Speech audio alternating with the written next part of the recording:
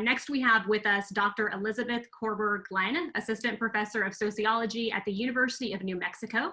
She has devoted her academic career to researching the dynamics of housing and rental markets, the built environment, race, ethnicity, and immigration. She will speak on how housing market organizations and actors reproduce racism and segregation. She received her doctorate degree right here in Houston from Rice University. So let us welcome her back to Houston.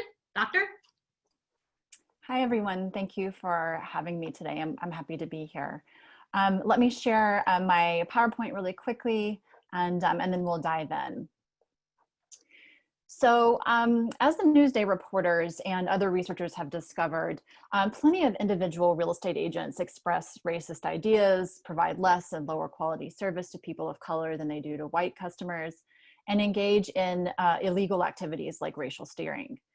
But today I want to focus on the organizational or industry level practices and policies that continue to allow or encourage real estate agents and other housing market professionals to think and act in racist ways. Racism in real estate is not just an individual problem, it is systemic, and it creates cascading racial inequalities in education, health, wealth, employment, and a host of other factors. So in 2015 and 2016, I conducted more than 100 in-depth interviews with real estate agents, housing developers, mortgage lenders, appraisers, and home buyers and sellers in the Houston area. I also conducted a year of ethnographic fieldwork with 13 real estate agents and developers, which brought me into contact with more than 200 unique real estate professionals and consumers. Some of those I interacted with multiple times.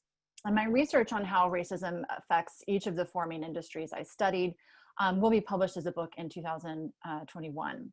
But today I want to focus on my research findings regarding real estate brokerage and appraising if I have time. So first, real estate brokerage. So the real estate organizations I encountered in my study, and this will come as no surprise to many of you, I think, encourage agents to generate business through their social networks. So for example, one Houston area brokerage had a brochure that proclaimed, "Expanding the quality and quantity of your personal sphere of influence for business is the most important factor to generating income. It's all about prospecting. You're building your own book of business that will grow through repeat business and referrals. It takes time, effort, and patience." But alongside urging social networking, real estate brokerages maintained another key policy that remained informal and unwritten: percentage-based commission.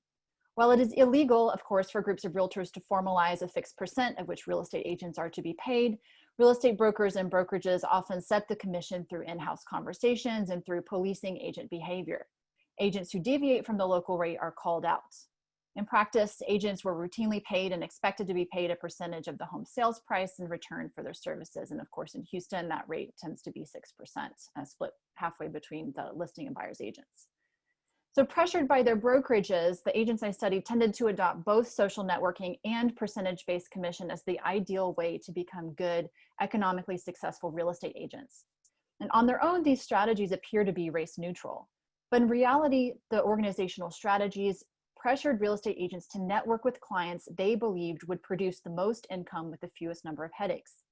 In practice, almost all of the white agents that in my study actively tried to work with white clients because they believed white people were high value. From their perspective, white individuals had more money to spend, their homes were worth more, they were more educated about the home buying or selling process, and they ultimately would bring the least amount of trouble to a transaction.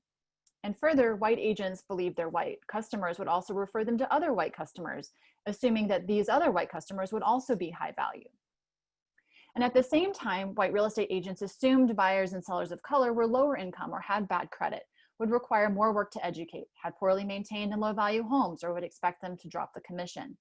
White agents believed that clients of color would ultimately bring them with problems they did not want to handle. So these agents also thought that clients of color would refer them to other customers of color whom they assumed would also share these characteristics. And so for all these reasons, white agents in particular avoided networking with prospective customers of color. David, a white real estate agent, and again, that's a pseudonym, said that real estate agents do not attempt to network with residents of Houston's Black and Latinx neighborhoods, and instead actively exclude those individuals from their networks. He insisted it wasn't because of ethnicity, in this quote that you see here on the screen. He said, he gives me an example. This lady called me not too long ago and wanted to look at a house in 3rd Ward. She said she had a good job and everything. I asked her if she was pre-qualified. She said no. I explained she needed to talk to a lender to find out what she would be pre-qualified for and that I would send to her listed lenders, and she got all defensive. I mean, I'll show her the house because it could result in a sale, but I know she's not qualified. And it's not because of race, it's because she doesn't know anything about the process, doesn't know about property taxes and so on. So even though David said that his exclusionary networking strategy was not about race, but rather about price, at the same time, he assumed that this woman, whom he identified as a woman of color, wouldn't know about the process, wouldn't know about property taxes, and would essentially pose a headache to him. When he interacted with her as this prospective buyer, he expressed such a view despite her protest and her insistence on her economic stability and ability to purchase a home. Then, because they felt they had to maintain their networks with white clients or customers in order to be successful, white real estate agents accommodated white customers' racism to avoid ruffling feathers. White agents that I interviewed told me they had white sellers who did not want to sell to Black buyers, for example, because they assumed this would mean a decrease in property value for their white neighbors. One white real estate agent had a white client who refused to sell his home to a Middle Eastern buyer because he did not want to, quote, support terrorists, end quote. Another white real estate agent explained, sellers have asked me, well, are these people Black or white or Mexican? They all don't want, people of color moving in. White agents tolerated their home selling customers' explicit racial prejudice and always continued to represent them despite this explicit racism. And sometimes they even coached them not to express their racism in more public settings. Just as organizational pressures shape agents' networking strategies, organizational characteristics influence listing agents' marketing practices. One of these characteristics is HAR's market area map. This map reinforces a spatial hierarchy of race and sets majority white areas apart as unique or special. So during my research, there were 98 HAR market areas that were within or overlapping the city of Houston boundaries. And overall, the area encompassed by these 98 market areas was 20% Black, 41% Latinx, and 31% white. And unsurprisingly, given the long history of racial segregation, 70 of these market areas were predominantly one race, majority Black, majority Latinx, or majority white. But if these 70 majority race market areas were divvied up in ways that actually represented the Black, Latinx, and white proportions of the entire area, we would expect 14 majority Black, 29 majority Latinx, and 21 majority white market areas. But this is not the case. Rather, there were 50 majority white market areas in the city of, in these market areas at the time of the study, 2.4 times more than expected. These areas had about 20,000 residents on average. By contrast, there were only 4 majority Black and 14 majority Latinx market areas, 1.8 and 3.5 times less than expected. These areas also had much larger numbers of residents. These vast differences in population size, the vast overrepresentation of white areas compared to Black and Latinx areas indicates greater marketing specialization for white areas, even relative to high income characteristics. These market areas, particularly those for the Black and Latinx areas, hide income and other forms of diversity and amplify the uniqueness of white areas. By having listing agents assign individual for sale homes to one of its market areas, this market area map ensures homes are advertised in a spatially and racially unequal manner. And what about appraising? So as I'm sure a lot of you know, appraisers these days typically use the sales comparison approach to assess home value. And although specific aspects of the sales comparison approach have changed since fair housing legislation has passed, the sales comparison approach remains virtually unchanged, actually. It carries over from before the fair housing era. So before 1968, federal and industry rules explicitly required appraisers to assess home values by comparing each for sale home to other previously sold homes located within the same neighborhood or in other neighborhoods with similar race and class profiles. These rules primed appraisers to use white homeowners and buyers' racial prejudices as the standard for determining home and neighborhood desirability. This practice, now known as redlining, ensured that neighborhoods of color were rated as undesirable and too risky for mortgage loans, and that white neighborhoods, especially those that were higher income, were rated as the most desirable. And individual home values were based on these neighborhood racial rankings. So, of course, a combination of fair housing legislation and lawsuits against the appraisal industry resulted in these explicit rules being removed from appraisal forms and training materials in the late 1970s. But this legislation and these lawsuits did nothing to change the actual sales comparison approach. So for example, homes appraised in 1978, for instance, still drew on sales data from 1977, those conducted under the explicitly racist system of redlining, to inform their assessments of home value in 1978. So the history of these appraisals continues still today to influence the inequality in home values across neighborhoods. Moreover, formal and informal appraisal training materials still used today encourage appraisers to evaluate individual homes through the surrounding area's neighborhood racial composition. In the most recent iteration of the Appraisal of Real Estate Handbook, the Appraisal Institute states that neighborhood boundaries may coincide with observable changes in land use or demographic characteristics.